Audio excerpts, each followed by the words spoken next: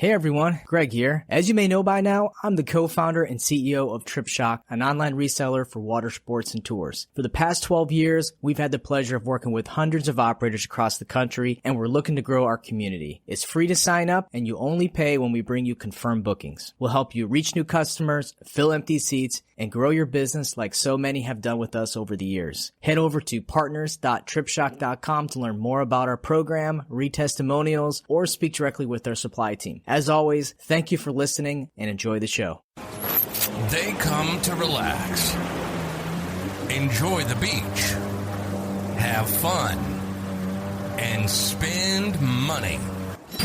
And that's where we come in. This is the Awkward Watersport Guys podcast. Find out tips on the best ways to market and operate a water sports business. If you're a water sports operator, you need to grow your brand, operate more safely, upgrade your operations, and of course, increase bookings. We're industry veterans, broadcasting from Destin, Florida. This is the Awkward Watersport Guys podcast. And this is Kevin O'Neill and Greg Fisher. Hey everyone, welcome back to the Awkward Watersports Guy podcast. Today we're going to be talking with Marica Brewster, CEO of Von Mack Agency out of New Orleans, about Facebook privacy and how it's changing in our marketing realm. So this is a real big shakeup, and if there's one episode that you listen to and you are doing any kind of advertising on Facebook, this is a super important one for those of you who use Facebook, who rely on Facebook. So you're going to want to tune in and listen up to what we all got to say on this one. All right, Kevin, how about we get to the interview? All right, let's get awkward. I'm joined here with Marica Brewster, CEO of Von Mack from New Orleans, Louisiana. Welcome to the show, Marica. Thanks for having me. Tell us a little bit about who you are and what you do. I am CEO and founder of the Von Mack Agency. And here at Von Mack, we're located in New Orleans. We specialize in tourism marketing.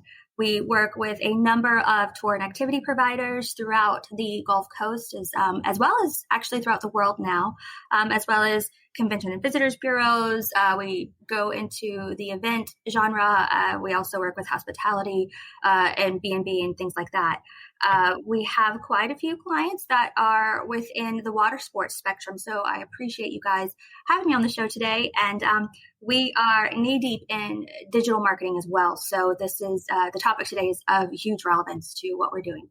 Well, great. So our show today is about this Facebook Apple privacy issue that many of us probably don't know about or are not aware about. It's one of those things where we just, it's just another thing that these big tech companies are rolling out and another thing we just have to deal with.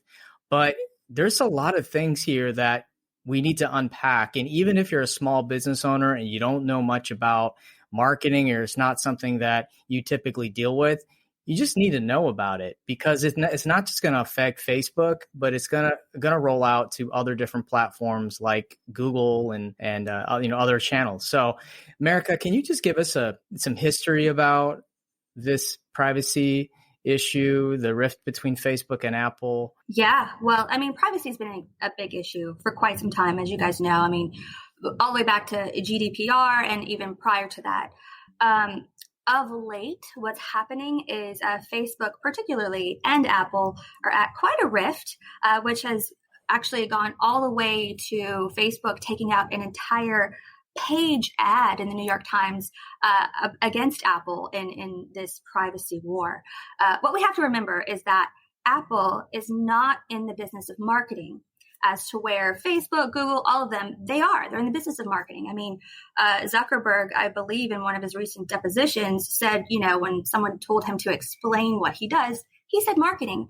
And when he says marketing, he means that he is using people's data as a means to gain revenue through marketers using his platform, just like Google Ads does as well. So what's happening here is when when Apple has released its latest update on iPhones, this is iPhone specifically, it's called iOS 14. What this new update does is it serves a message to users whenever they go to open up or install an app, reminding them that they are being tracked and giving them the opportunity to opt out of being tracked across this app and across other apps that have access. So this is cross-app tracking. This is behavioral tracking that is going to be throttled in a huge way, possibly because people are going to be reminded that they're being tracked in the first place, right? I mean, people know they're being tracked by Facebook. People know they're being tracked across the board by their phones, but they don't really have to face that often, right? They don't have to think about it unless they really go into that rabbit hole. So what's happening with Apple is that it's reminding people, which is pretty much pissing off Facebook because Facebook's like, hey, that's my bread and butter. Why are you doing this? This is what I charge people for, right? This is the data. This is what I'm doing. So Facebook has retaliated by these ads by sending out messages to Facebook marketers, people who have the Facebook ads platform, saying your rights are being taken away. This is going to hurt the small business owner. This could reduce your revenue from ads by 60%. And it's basically hellfire. And if you look in the Facebook marketing groups, there's several that we're a member of at Mack. Everyone's up in arms because what it really could mean is a limitation in our targeting as well as in our reporting when we're using our money to generate profits, especially now during COVID when everyone's online and everyone's digitally marketing and focusing on phones. So it is a pretty big deal. So Marica, give me an example of, from a, small to medium size tour operator. What are they, walk us through, like, what are they facing? Like, what is an example of how this will affect them? So I think it's important to know that there's nothing hugely concrete right now. I think that Facebook is coming up with options to deal with this because Facebook is, this is for all apps, but Facebook, of course, is the one that's feeling it in the biggest way. And they have actually come to the forefront and given all of these ideas and tools for people to use in the now and also suggestions. And there's a new resource tab. What we think is going to happen in the real in at the top level is a limitation in targeting. So what this could mean, and again, we don't know because let's just say, for example, the iOS 14 app has just rolled out. A lot of people haven't updated their phones yet, right? But there's 1.4 billion people in the world, somewhere around that of latest count, that have iPhones. So let's just think a third of them decide to opt out within the next month or two. This is what a tour operator could see if all of those people opt out. They could go into their ad manager and go to target the way they had prior. Let's say they would target to people who are in town, who are traveling. That might not appear anymore because there might not be enough users in that pool that have opted into being tracked that are signaling that data to Facebook that they're traveling. Geographically, it might not even exist. If you're a tour provider and you've been doing marketing and you're looking in your reporting and you're going to look at data, your reporting is going to be limited, as we've already seen in many ways. You guys in the past, we've talked about attribution data going down to 7 days, right? So it's already going down. What's also going to happen is that your conversion data is going to be segmented at a much higher level. So you're not going to see conversions reported granularly, men versus women, age, things like that. So what you really have to do is know who these people are that you're marketing to and make sure that you know your persona down to the T, and then market to them specifically so that you can see your conversions in these very small ad groups. You're not going to be able to segment it down the line and find those hot spots to optimize from. And then they're limiting the amount of conversion events as well. So if I'm understanding this correctly, let me know if I'm wrong here, but before you could granularly measure, I don't know, more than 8.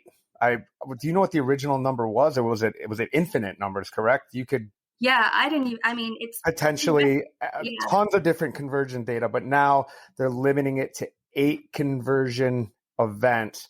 And I don't know how that really super affects us, like opt-in, email opt-ins, and then obviously if you actually can attribute a sale. So, but anybody that was really, really segmenting their conversions, this is going to adversely affect too, correct? Absolutely. Yes. So in terms of that, I see that affecting people who have used data is a huge generator in terms of Facebook. So we're not talking about the people who do ad campaigns that are in location versus, feeder cities. We're talking about the people who do the big funnels, you're like top of funnel, middle of funnel, bottom of funnel, lookalike audience, 1%, 2%, in all of that. That's where these conversion events I see being hugely effectual, because that's where, you're investing a lot of time and a lot of money in creating this funnel, and the funnel is going to have not only, limited amount of conversion. So your lookalike audience conversion, so you might be limited one, yeah. I'd like to sort of, and I'm not going to necessarily call it devil's advocate, but before we move over to Google and Android devices, and if they move into this, but initially right now, the amount of people that could affect it. So if you look at your analytics, you're looking at, let's say 50% are Apple users of your traffic. Basically, you're segmenting it down, right? So this is happening just on iOS, or is this happening on if they're going from a Mac desktop as well? From my understanding, it's iOS. It's an iOS 14 update. A strictly mobile. So you have to look at your traffic and then say all right, so even worst case scenario, let's say worst case scenario is everybody 90%, opt out of data sharing. But I think some of the numbers are somewhere close to that, 70 to 80% people, they're predicting that people will be opting out of this data. So right now, if you break it down of segmented users, you're probably looking you could potentially have anywhere from 30 to 50% of your traffic through Facebook could be affected by this. Yes. Now, and that could grow.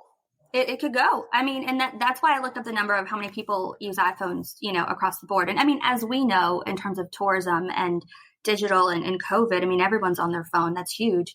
I mean, it's definitely important to have your Facebook UTM attribution tracking set up correctly, all of that good stuff. What I think it's really going to mean is that people need to understand that they need to live outside of just Facebook, right? I mean, Facebook and analytics, you have to go across both of those to be able to understand that behavior as a whole, as opposed to saying this is a numbers game. Let's let Facebook optimize for this and optimize for that, and then cross level it with that.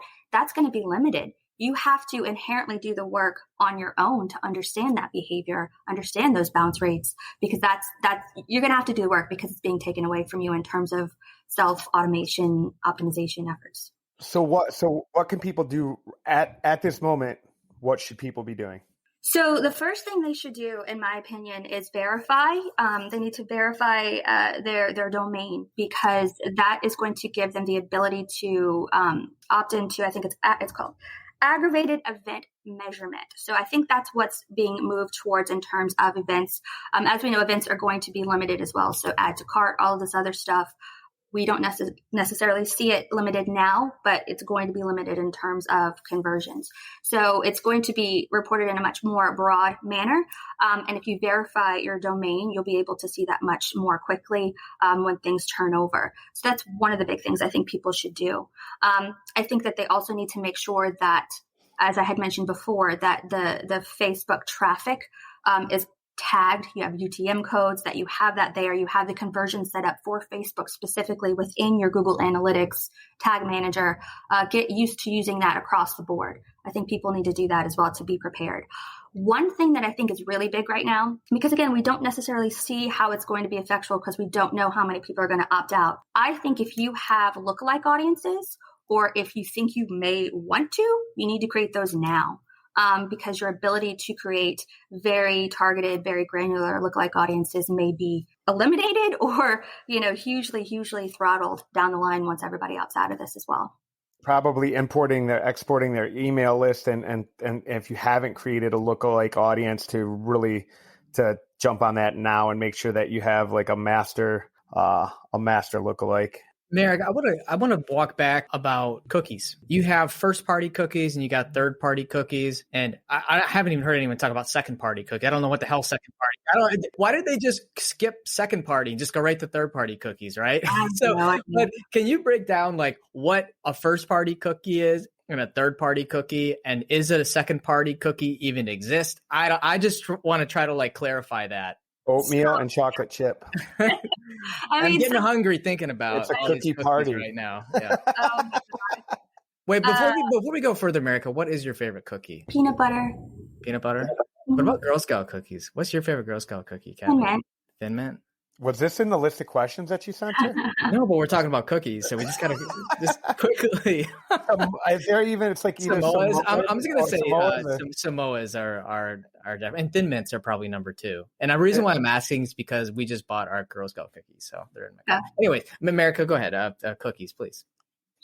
Okay. Got weird. I'm like, wait a second, I'm getting hungry. All right. So second party cookies I cannot speak to. From my understanding, it is differing opinions. I don't know what happened there. Like prior to me even being on a computer and learning digital marketing, second party cookies went down a black hole. I would love to hear more from some of your listeners. First party cookies are from your own website. It's from properties that you own. And so it's usually more developed data, and it's usually a given. Third party cookies, so we're skipping over second. Third party cookies are cookies and tracking pixels from websites that you are not presently on. So let's say you are visiting a website through a Facebook browser. It's a level up, right? So when you have something like a Facebook pixel or any sort of cookie that is placed on your device or placed on your computer, it not only tracks you from that point forward, it also tracks your behavior. So that's where we're going to see things like retargeting ads come to play. Because if you go, let's say you're going and I don't know, like myself, you go to H&M.com and you find a really cool pair of shoes with sequins on them or what have you. And then you get back on Facebook and suddenly you're served these same shoes. Clearly I wasn't on Facebook, I was on H&M, but it's a third-party cookie. So it's where you're being tracked across platforms and across websites. Okay, so I Googled second-party cookies just to figure out what the hell it is. And second-party cookies are first-party cookies that you sell to another.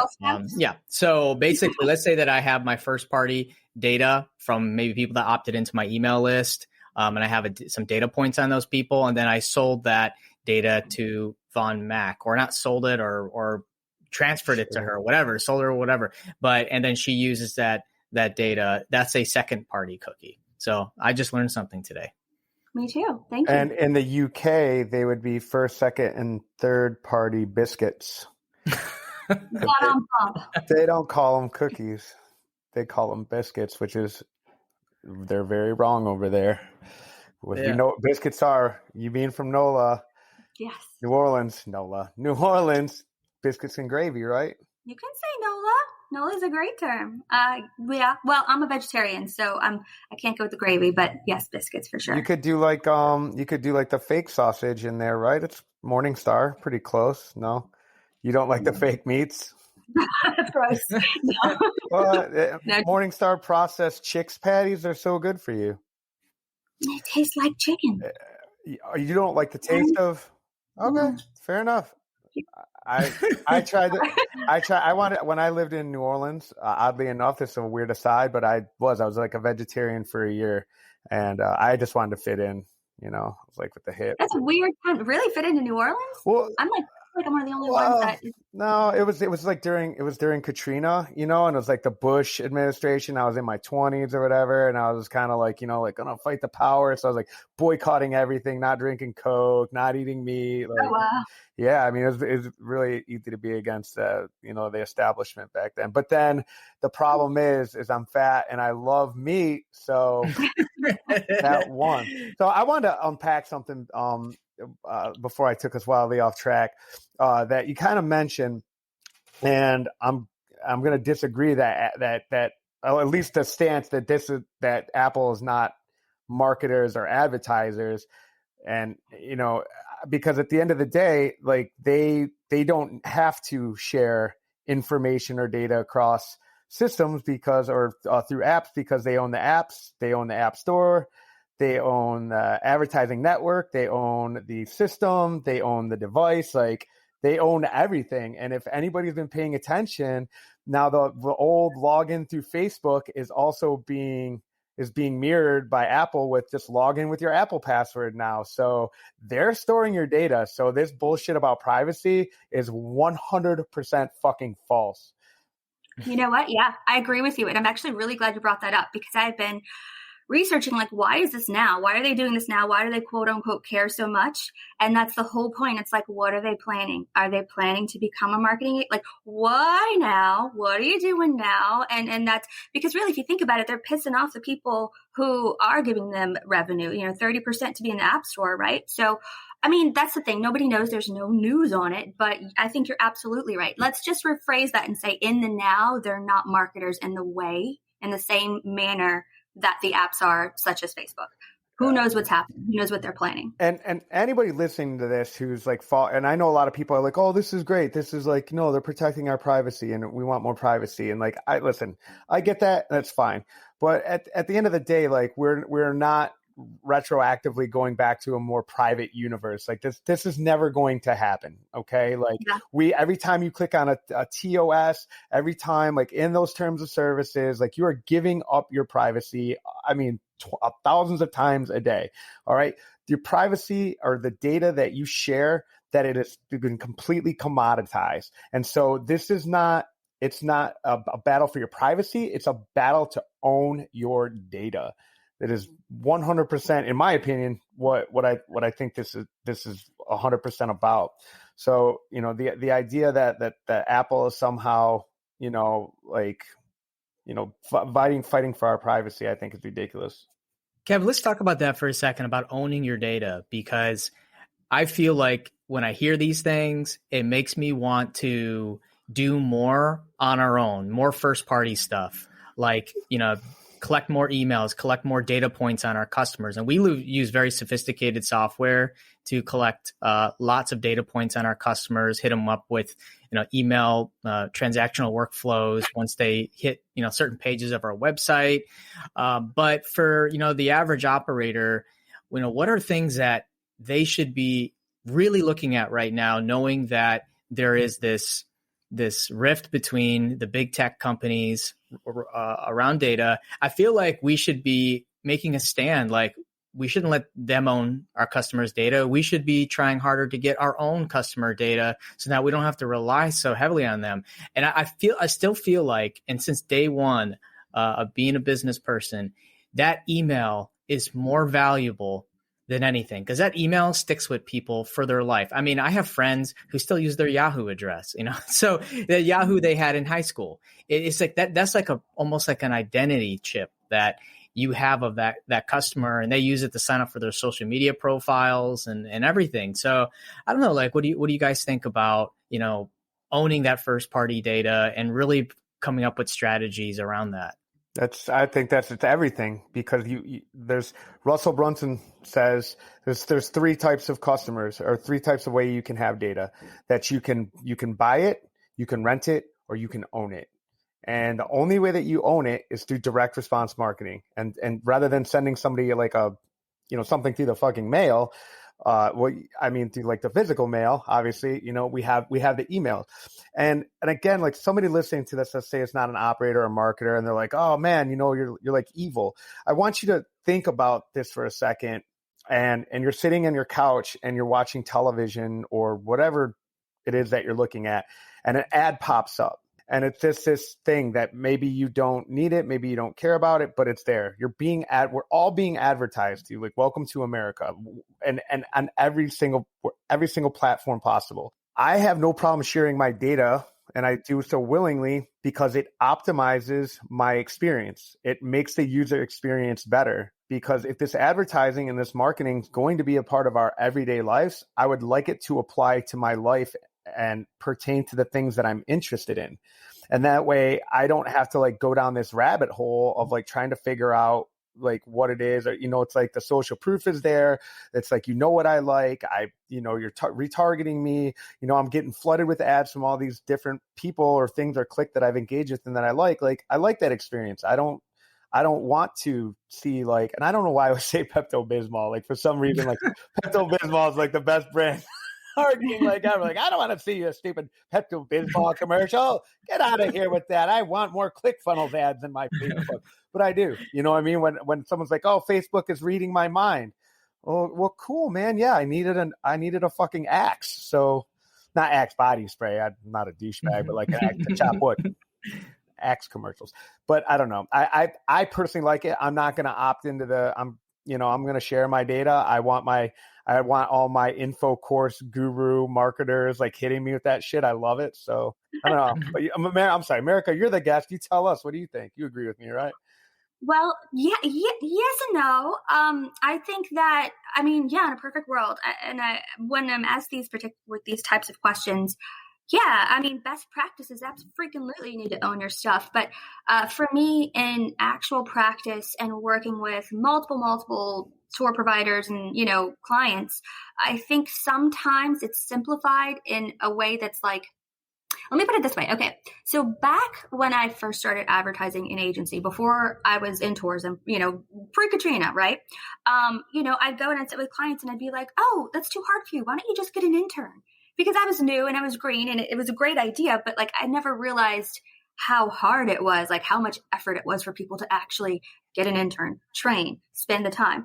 So here's the deal. I think that it is important. I think that that's great. And I think that if in a perfect world, absolutely. But then, quantifying this and thinking about this in terms of maybe even the small tour provider, I'm not in any way saying that it's lazy not to do it, but I think you have to simplify a way for people to own data with keeping in mind that booking is the primary conversion, right? So that speaks to UX design, that speaks to, marketing and goals where, I want to have this email address, but I want them to book first. I want that to be the number one, driver of anything I do, because we want butts and seats. That's the whole reason we market. Secondarily, we want to, grab them and get their information and retarget to them. But I think there needs to be a strategy in place for anyone listening that says, okay, you've grabbed people, you've booked them. Now you make sure you don't ever lose those emails. Make sure you keep a database of that. Okay. Also, if you have abandonments, see if, your reservation system, depending on the reservation system, allows you to have a pop-up to for people to log in for something. Whatever, so they can be on your list for future promos or whatever. There has to be some sort of mechanism in play for people to do that. And I think that needs to be thought of primarily before they roll that out. Because I think when we tell people to do stuff and, we do these talks and we do these webinars and all, what I'm experiencing is that it's I call it shiny toy syndrome. People hear, oh, I need to get data, or oh, I need to, do a virtual tour. And then they forget that they need to get bookings first, So I just want to put that out there that yes, it's important. I think that's great, but don't forget you need to get sales first. How many operators have like thousands of emails and they're just not doing anything with them? Because getting the email is easy. It's doing something with them is hard. So Marica, like if let's say you got a new client and they had 100,000 emails, what would you do with those 100,000 emails? Right away, lookalike audience. Do it right now. Go in Facebook, go in audiences, make lookalike audiences, and then drill them down by location, drill them down by percentage, and save them all. Number one. As we're talking about making the lookalike audiences. So you want to upload those to Facebook. You want to, make your lists, right? Make your list for marketing and then set the remarketing in there so that you get those as well in Google Ads. And then also after you do all of that marketing and using it for targeting, then you need to create an email. And then I think that people need to keep in mind that you can just send out an email and that's easy, but it's harder, but much more useful to become an authority on whatever it is that you're selling in general, so, if you sell jet skiing, or if you sell, I think I had talked to Mitch at Trip School about this. If you sell cheese tours, then you want to have the cheese letter and you want to be the go-to for everything cheese. So you want to send this out monthly and just, even if it, at the very bottom, it says refer to a friend, that these people aren't necessarily in town. That's what's different about tourism. You're not trying to get someone to come back 10 million times like you are trying to get a lifetime commitment to this toothbrush brand. This is totally different. So you're sending out a newsletter, but what you're doing is you're creating authority, you're creating a community, and it takes time and effort, but it's worth it. Do you think that Zapier or any other SaaS will be able to be used to be able to work this around, to be able to bridge this gap, or at least like, or if somebody's going to develop something that's going to be, as I like to say, super dope? So there is something called, nobody even knows how to pronounce it, CAPI. It's CAPI, Conversion API, that is in place now that Google is telling people to implement. I will tell you off the bat that is optimized for an automatic integration or very easy integration with things like Shopify, not reservation systems. Yeah. So that's where, we are working with that over here to kind of experiment with it. It's obviously everything here is new. But there is something in place in terms of that. There's also things I've read in terms of, using Tag Manager to actually get the data. But here's the deal. It's whatever you do, it's going to live in your analytics. It's not going to live any longer. And that's where you're losing the ability to auto optimize within the Facebook Ads Manager. That's where I'm telling people you need to learn your data in analytics, in Facebook, in Ad Tag Manager and all of that, so that you can implement it within Facebook. But you're going to have to do that, from my understanding, more granularly. You're going to have to understand those personas and that behavior more than just setting it and letting Facebook optimize on your behalf. I don't think a lot of people realize that you can take your email list, load it into Facebook, and if those emails have a Facebook account, that you can serve ads to them. So even if you don't send any emails out and you just want to use that email list to remarket on social, and if even better, if you know what month those customers booked, then you can segment out the list to say, okay, these are all the emails that typically book in July, and then run a Facebook campaign, knowing that these people are going to go in July and, run ads for, 14 or 30 days. So, you don't have to just send emails. I think that's like the misconception is you have email lists. What do I do with them? Well, you don't have to just send emails. I want to talk dirty a little bit, because email opt-ins, I get a lot of questions is I have these customer emails. Can I send email? Can I use them? Thanks for bringing that up, Greg. This is the good stuff that people want to hear about. So they didn't get an opt-in. Do I still send them emails or do I not? So I will say, okay, so there's two separate things you keep in mind here. Put Marica on the spot. Yeah, she's loving this one. Okay. Thanks for this. So you're not supposed to. Technically, they're supposed to opt in. Legally, all of this, it's good form to have them opt in. Let's just say, let's blanket this. It is good, ethical, moral form to have them opt in. Everybody, again, it is good or moral, ethical, good behavior to have people opt in. People appreciate that. People appreciate their privacy and you respecting that. When you go into Facebook, let's say you're going to upload all of these emails, it does give you a box a button to click, have these people opted in. It's up to you to click that or not, knowing what kind of person, what kind of marketer you are, right? If you are actually sending an email, this is my experience that I have as a marketer and I've heard on behalf of clients. Let's say you have an email list and you go to send it to, via MailChimp. MailChimp's going to ask you the same thing. Sometimes it gives you the double opt-in. You want to make sure that people want your stuff. Long story short, if you have people who receive something and report it, you can be, there's the Can Spam Act. You could be blacklisted. And that's nothing that you want for a professional entity. So if you even think morally, ethically to go around that and say that they've opted in, then you better be damn sure that these people want your message. Because if they move to the point as to where they're like, what the crap is this? And I'm going to, say I wasn't on this list. You get enough of people saying that. If you're sending out crap emails, then you're going to be blocked. You're going to be blacklisted. And that could potentially harm you on Facebook because, man, it's like if you fart in the wrong direction, man, like you're going to be deplatformed. Like, fuck me. What did I say? I don't know. I say all sorts of shit. I got a story for you. So in the early years of Trip Shock, I did a promotion with HomeAway where they gave away free stays, and they gave me all the emails they collected because I provided an activity package with the stays. So they gave me 100,000 emails. and the people actually did opt in. Everything was legit. So I decided to be dumb with it, and I did batch and blast, just promotions to 100,000 people. So first of all, like that, just to send those cost, I think $1,000 a month because you pay per email. But I got reported like multiple times to MailChimp. If I didn't have proof, I had proof that they opted in. But if I didn't have proof, I would have got blacklisted, and that could have affected us, forever. Really, not just with their platform, could have affected us, from a federal standpoint.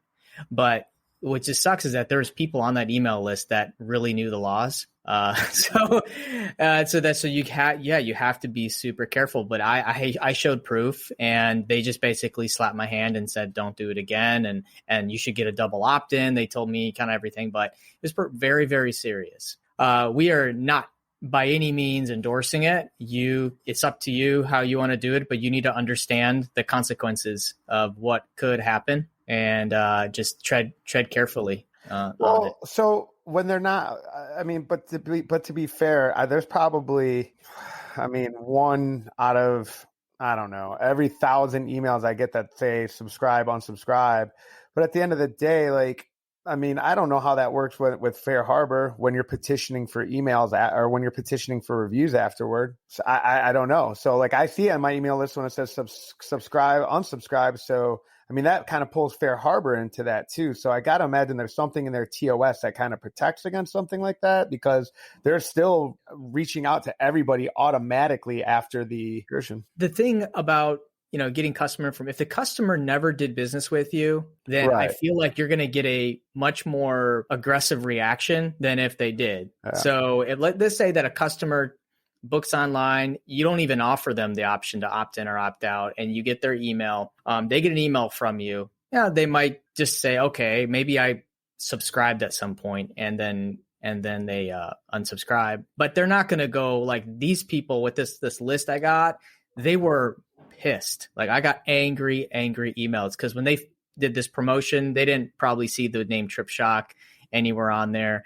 They didn't do business with us. I can see that if it's your customer, then you're going to get probably a different response. Yeah. But, and I think it's for the Can Spam Act, I don't think one complaint is going to put you out of business, but I could be totally wrong. I'm not going to take that chance, but I definitely get opt-ins all over the place. I rarely, with Trip Shock, especially the size we have to be extremely careful because we're not we don't have a smaller company.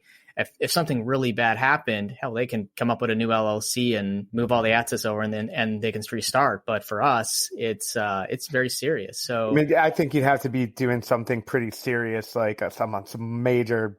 Yeah, big, like 100,000 people. yeah, you got to do something. I emailed 5 million people to rent a boat. Yeah, I don't know. I'd like to see what email that was that pissed so many people off. What were you sending them? Holy moly! Oh, I just send this is Trip Shock. Well, the thing is, they got these people from all over the world. So, and at the time, Trip Shock only sold in Northwest Florida. So, most of these people are like, who the hell is Trip Shock? How are they emailing me? But every day I'm unscribing from stuff, multiple things every single day. My name gets put on so many marketing lists without my approval. And I'm not reporting these businesses. I don't got the time for that. I just unsubscribe and I move on to the next. So if we can switch gears. So at the end of the day, there's no putting a bow on this Facebook thing. I will put a bow on it like this. We always are we're super transparent about everybody we bring on. Everybody always comes on the show and brings value. So I'm gonna do it for you, Marica. And the thing is I think the bow is this: if you were running Facebook ads before on your own and you sort of didn't know what you were doing or whatever, and you're just fucking around like everybody does. Oh, I'm going to run these myself. At this point, you're probably going to need to hire somebody. So you need to find a good social media manager, not like Ty Lopez. You guys know Ty Lopez. You don't know Ty Lopez? The Here in My Garage guy. He's what's better than college? Knowledge. And he's standing in his garage with a Lamborghini. You've never seen that? No. He's like Okay. the godfather of courses. He's amazing. He's the first guy to start putting like Lambos in his thing and then like selling like $2,000 courses about how to like speed read books. It's ridiculous. But Ty Lopez, he's like a hilarious like marketing meme. Whatever. Regardless, you got to find a good social media manager like to get you through this, because if you don't know what you're doing at this point, like you could just be pissing your money away. Like as us operators, we love to do, oh no, I could do it myself. It's cool. I don't need to pay a marketer. Like, I mean, unfortunately, we just blood in the water. We just lost our social media. Like he does a lot of different stuff for us. And he's just like, man, like Facebook has been such a headache for me and such a nightmare. And our marketing manager is awesome. He's a fucking Jedi. So if he tells me that it's a nightmare for him and he's focusing more on technical SEO and pay-per-click through Google and web design and that stuff, and he's like getting out of the area of social, like I don't do this shit yourself. Hire somebody, spend the money. So call Marica.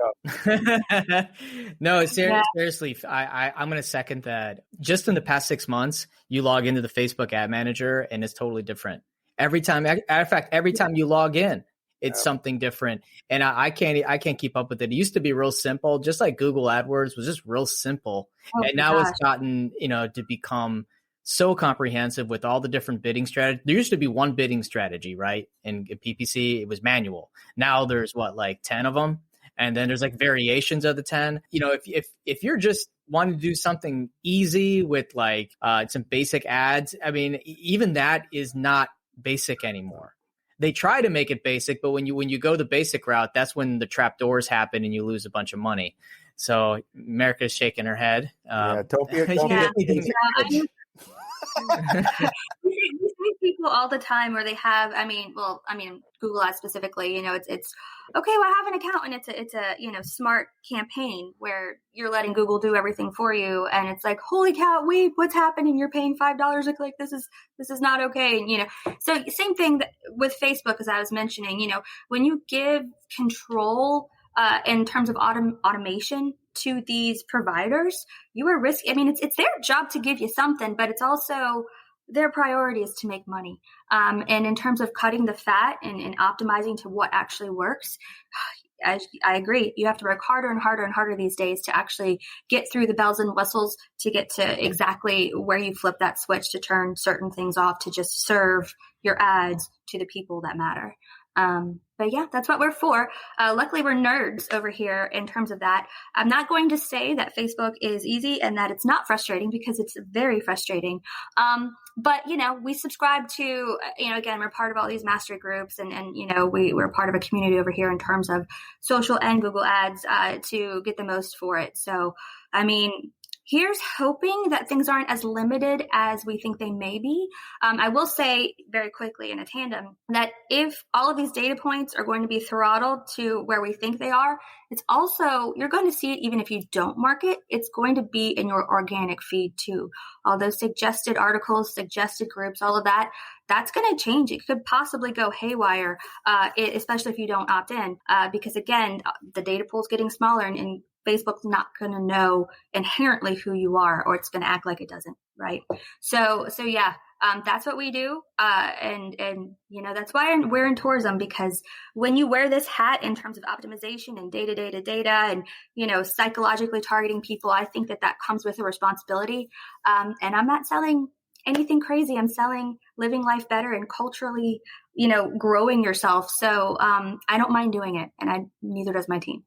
Great. Well, Marica, thanks for coming on the show. Some heavy stuff at times. So, I think sometimes we like to notch it up a little bit because we do got some advanced folks, but even the guys that are learning about it, I think they're going to want to be inspired by this to research more. And, Marica is in our Facebook group, the Watersport and Tour Professionals, and she will be happy to respond to any comments you have. When you said heavy, I thought you meant like sad, like do like cue the Incredible Hulk, Bill Bixby music.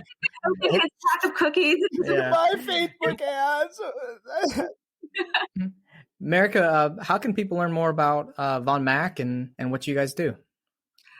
Well, they can visit our website, vonmackagency.com. We're also on social. They can follow us. We have Von Mack Agency page on Facebook, LinkedIn, Instagram. And I'm also, again, as you had mentioned in your group, the Watersports group. I'm in the Tourpreneur group. I'm around. So, please reach out, please connect if you have any questions out there. And I'll be responding to, I guess, comments on this post in the group as well. Great. Word. Well, thank you all for tuning in for another riveting episode of the Awkward Watersport Guys podcast.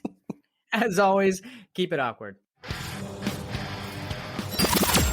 You've been listening to the Awkward Watersport Guys podcast. If you're in the water sport industry, this is the podcast that brings the business perspective to parasailing, jet and ski boat rentals, sailing, snorkeling, and everything else. We hope you've gotten some useful and practical information from this show. Be sure to sign up to our email list at watersportpodcast.com and subscribe in your favorite podcast app. We'll see you next time, and thanks for listening.